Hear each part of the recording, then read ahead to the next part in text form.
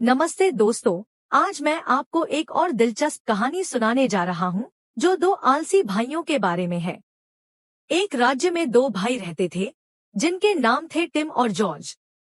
वे बचपन से ही आलसी थे। उनके कामचोर होने का कारण उनका आलसी रवैया था। जब भी उनसे काम करने को कहा जाता वे सो जाते थे। टिम और जॉर्ज की माँ उनसे तंग आ चुकी थी। वह समझ नहीं पा रही थी कि उन्हें काम करने के लिए कैसे प्रेरित करें।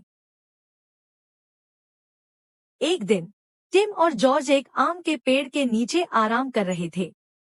कुछ समय बाद उनके बीच एक आम गिरा। दोनों बेहद आलसी महसूस कर रहे थे, इसलिए किसी ने भी उस आम को उठाने की कोशिश नहीं की।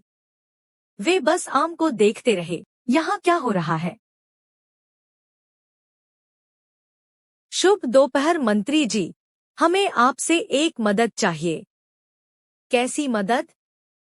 अगर संभव हो तो क्या आप हमें यह आम दे सकते हैं? यह कैसी मदद है? आम आपके सामने पड़ा है, आप इसे खुद उठा सकते हैं।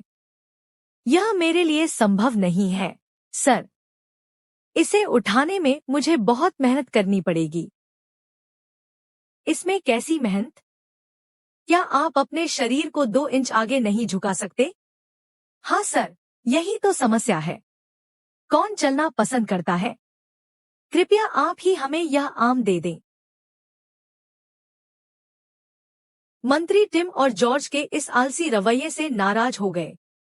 वे उन्हें आम दिए बिना वहां से चले गए। टिम और जॉर्ज वहीं बैठे रहे।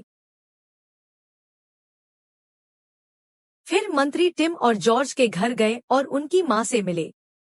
मैं बहुत परेशान हूँ, सर।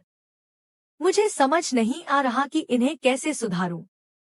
अगर ये इसी तरह मेहनत करने से बचते रहे तो मुझे नहीं पता भविष्य में क्या होगा।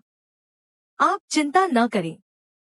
अगर मुझे इनके बारे में पहले पता होता तो अब तक मैं इन्हें किसी न किसी तरीके से सुधार चुका होता।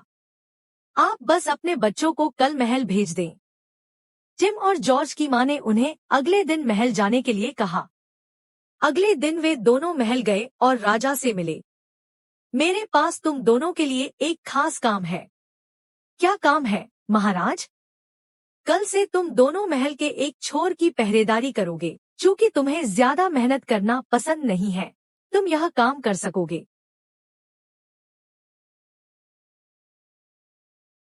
ठीक है, महाराज, जैसा आप कहें। लेकिन ध्यान रखना, जिस इलाके की तुम पहरेदारी करोगे वहां बहुत कीमती सामान रखा हुआ है।